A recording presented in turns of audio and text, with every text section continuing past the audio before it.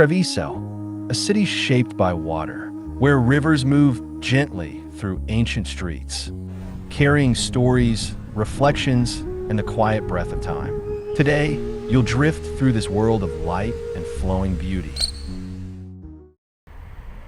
Our journey begins at Porta San Tommaso, one of the most important monumental gates of Treviso. The waters flowing around Treviso belong to the complex network fed by the Sile and the Bottoniga, the two great protagonists of the city's hydraulic history, and coipas moving silently through the grassy shores. They have become an integral part of this unique ecosystem, where nature continues to coexist with the city. It is precisely here that the Bottoniga is regulated and divided into the canals that will enter the historic center. Looking outward, we admire a landscape where time seems to slow down. The waters flow silently around the green riverbanks. The city transformed the movement of water into a precious resource for artisans, merchants, and citizens. Walking among the market stalls, now silent and empty, it is easy to imagine the lively atmosphere of the early morning hours, when this place fills with voices, colors, and scents tied to the tradition of the fish market. The Peschiera Island was created in 1856 during the Austrian rule, connecting small natural islets while taking advantage of the course of the Cagnan River. Water. Not only because of its rivers, but because of the way they flow through the city's life, architecture, and collective memory. Crossing the bridge and heading outside the city walls, the view opens onto the Sile River.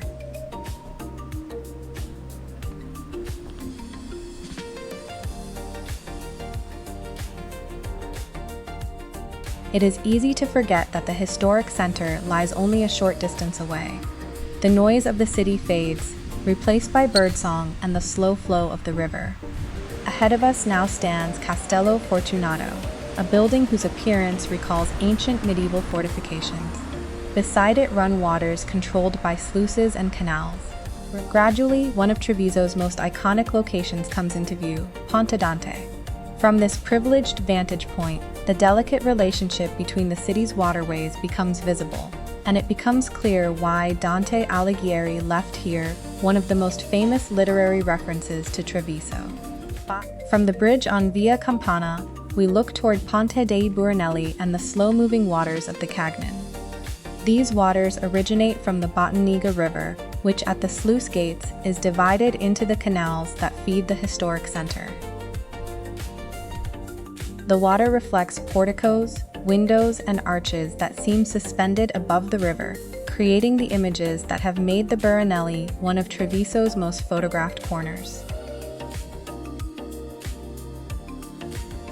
Our journey now leads us to Ponte San Martino, one of the places where the everyday relationship between Treviso and its waterways can be observed most clearly.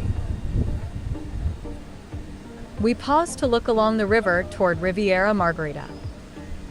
The waters flow calmly. Here the river is not a barrier, but an element that connects and characterizes the landscape.